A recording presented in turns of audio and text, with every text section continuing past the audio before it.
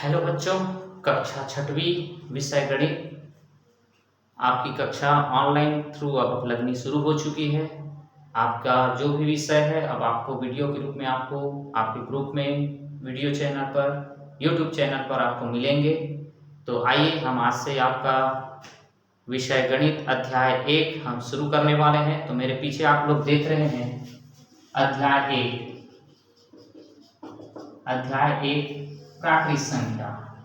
प्राकृत संख्या का अर्थ वे संख्याएं जिनको हम लोग गणना करने के लिए इस्तेमाल करते हैं। गणना करना मतलब गिनती गिनना, 1 2 3 4 ये सब हम लोग गिनती में इस्तेमाल करते हैं। जितनी भी संख्या हम लोग गिनती गिनने के लिए इस्तेमाल करते हैं, गणना करने के लिए इस्तेमाल करते हैं, वे सब प्राकृत संख्या है।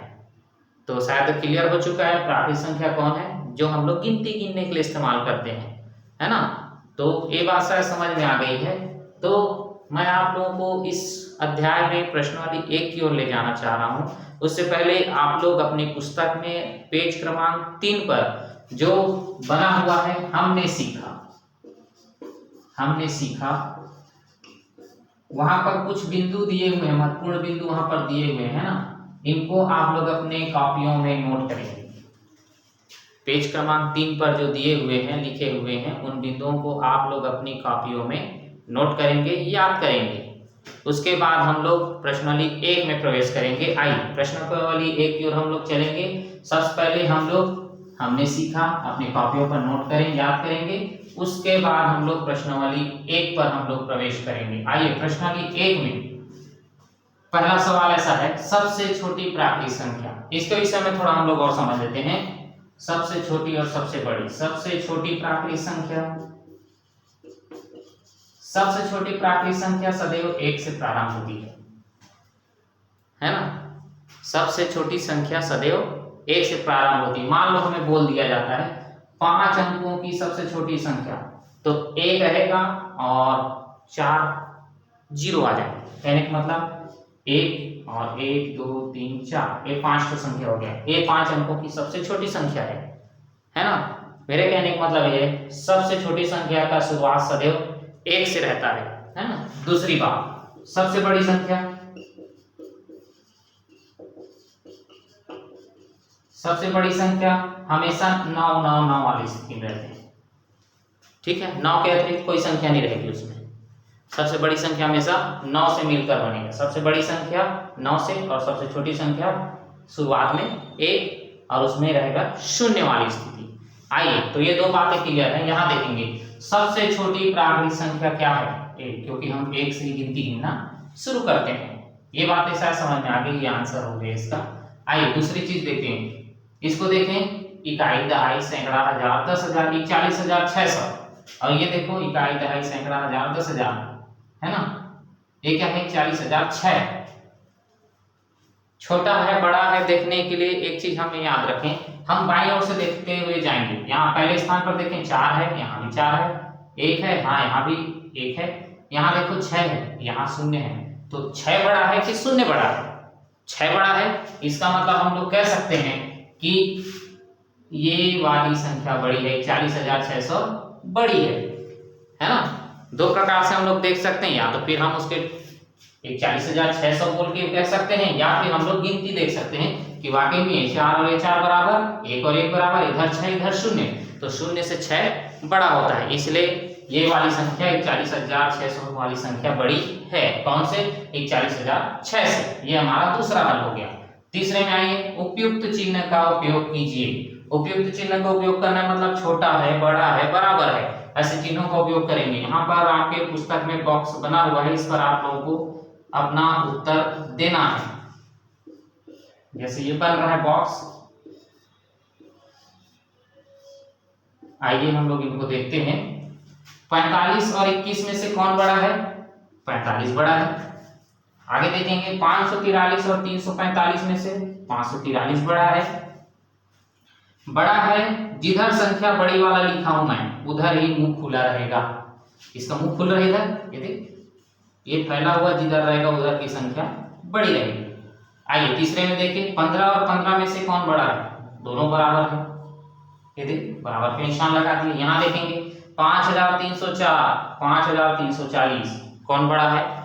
यदि ऐसे पता नहीं चल रहा है, 5 है यहाँ भी 5 है, 3 है, 3 है, यहाँ 0 यहाँ 4 है, तो 4 बड़ा होता है, इसका मतलब ये बड़ा है। आगे देखेंगे यहाँ 10,991, 10,091 कौन बड़ा है?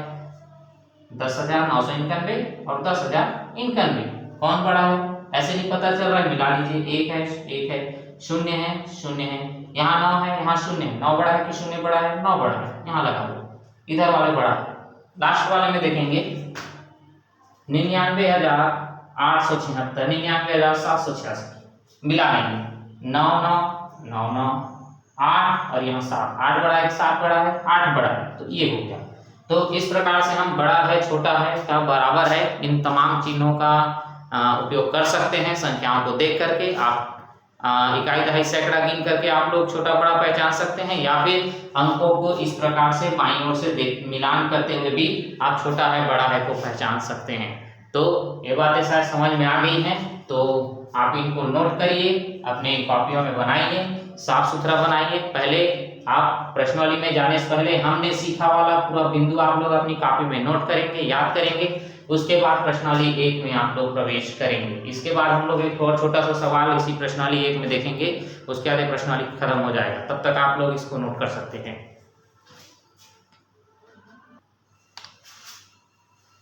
देखिए बच्चों, एक बार फिर से हम 5वें सवाल पर जाएंगे। प्रश्न क्रमांक 4 तक शायद मैं आपको बता दिया हूँ। चौथे सवाल को आप लोग अपने घर में वर्क करेंगे। चौथे सवाल पर ऐसा लिखा है, देखिए 1 से 100 के बीच की संख्या लिखने के लिए कितनी बार आप 9 का प्रयोग करेंगे? थोड़ा समझिए। 1 से 100 तक आप जब गिनती की लिखते हैं तो आप 9 कितने बार यूज करते हैं, कितनी बार इस्तेमाल करते हैं? ये जो 9 संख्या है इसको आप यहां से यहां तक जाने में कितनी बार इस्तेमाल करेंगे उसको पता करेंगे। आप लोग गिनती देखिए, गिनती लिखिए, पता चल जाएगा।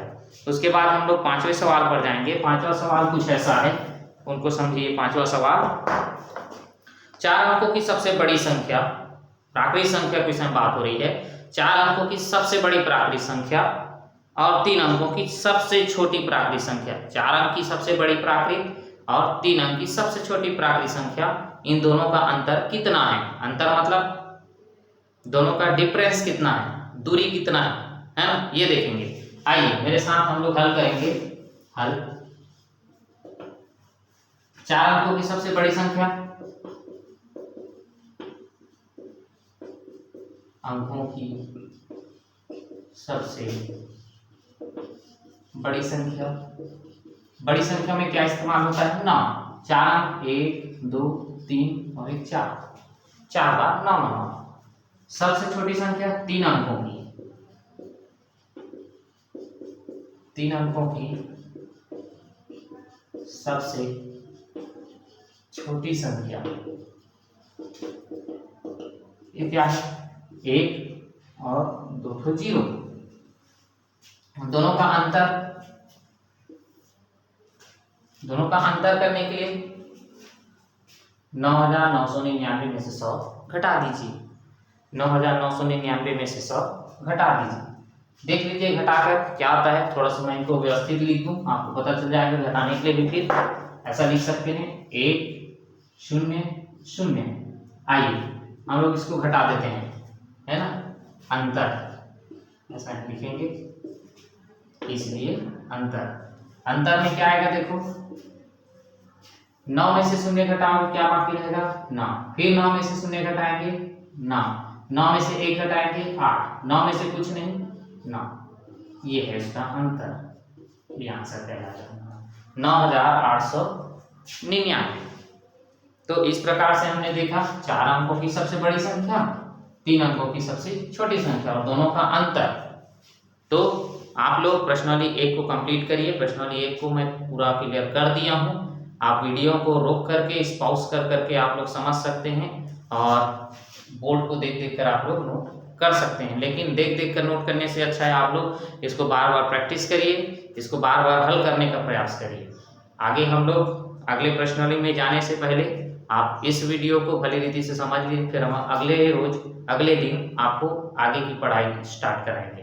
ठीक है, आप सभी स्वस्थ रहिए और पढ़ाई लिखाई में ध्यान देना शुरू करिए। Okay, thank you.